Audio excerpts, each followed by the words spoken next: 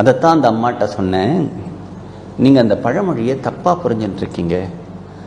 தனக்கு மிஞ்சினது தனக்கு மிஞ்சிதான் தான தர்மம்ங்கிறது பழமொழி அல்ல, பெரியவர்கள் சொன்னது அதல்ல.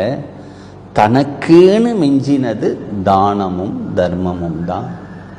நீ இவ்வளவு சம்பாதிச்சியே, இவ்வளவு வீடு கட்டினியே, இவ்வளவு கார் வாங்கினியே, இவ்வளவு சொத்து சேர்த்தையே, அதெல்லாம் உன் கூட வரப்போறது இல்லப்பா. அதெல்லாம் வேற யாரும் எடுத்துக்க போறா.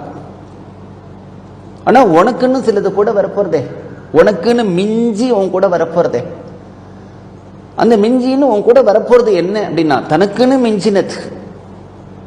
உன்னை பத்தி யாருமே கவலைப்பட போறது இல்லைன்னு சொல்லிட்டேன். அவரவர்களுடைய லீவு, அவர்களுடைய பணம், உன்னுடைய சொத்து, டாக்டர் பில்லு, இதை பத்தி தான் கவலைப்பட போறாளே தவிர நீ எந்த உலகத்துக்கு போற, நீ சந்தோஷமா இருக்க போறியா, நீ ஆனந்தமா இருக்க போறியா, நீ சாந்தியா இருக்க போறியான்னு யாரும் கவலைப்பட போறது இல்ல. அதுக்கு நீ தான் கவலைப்படணும். நீ உயிர் வாழும்போதே கவலைப்படணும். நீ உயிர் வாழும்போதே கவலைப்படணும்னா நிறைய தான தர்மங்களை பண்ணினா அதுதான் உன்னை அந்த லோகத்துல போய் சௌக்கியமா வைக்கும். தான தர்மம்ங்கிறது ரொம்ப பெரிய கஷ்டம்னு அர்த்தம் இல்லை. எவ்வளவு மனித பிறவியில உன்னால எந்தெந்த விதத்திலெல்லாம் நல்லதை சம்பாதிச்சுக்க முடியுமோ சம்பாதிச்சுக்கோ, அவ்வளவுதான். எனக்கு முடியல, எனக்கு பிடிக்கல அப்படின்னு உட்காராத. யாரோ ஒருத்தர் அன்னதானம் பண்றா,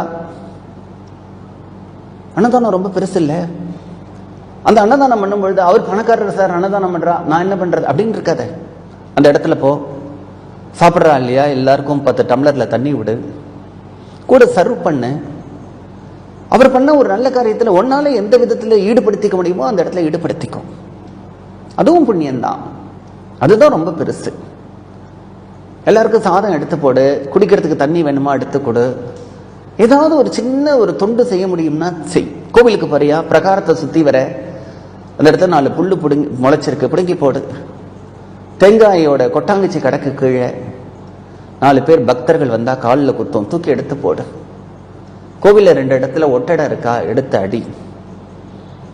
கோவில் ஏதாவது அசுத்தமா இருக்கா, அந்த இடத்த கிளீன் பண்ணு. இது நம்முடைய கோவில் அப்படின்னு நினை.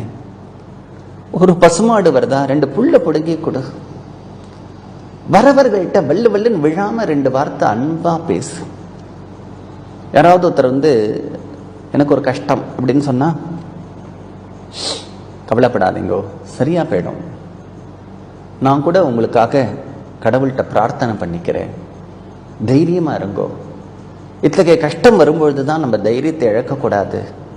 நீங்க 2 வார்த்தை ஆறுதலா சொல்லுங்க, அவர்களுக்கு அதுவே ஒரு பெரிய தெம்பா போயிடும். அதனால இனிமையான சொற்கள், எந்தெந்த விதத்திலெல்லாம் நம்மால நல்லது பண்ண முடியுமோ, ஏதோ ஒரு நல்ல ஒரு சொற்பொழிவு நடக்கிறதுனா போய் உட்கார்ந்துட்டு கேளு, நல்ல விஷயங்களை கேளு. கோவிலுக்கு போ.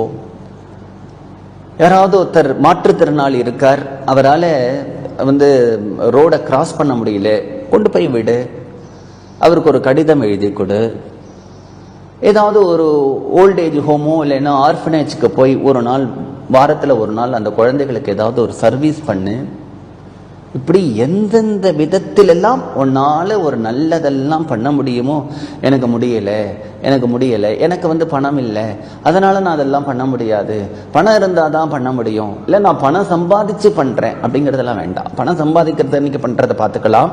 இப்பொழுது உன்னால எந்தெந்த விதத்திலெல்லாம் நல்ல காரியங்களை பண்ண முடியுமோ, நல்லதுலெல்லாம் நம்மளை ஈடுபடுத்திக்க முடியுமோ அப்படின்னு பண்ணிட்டு இருந்தோமானால் அதுதான் நம்ம கூட வரக்கூடிய சொத்து.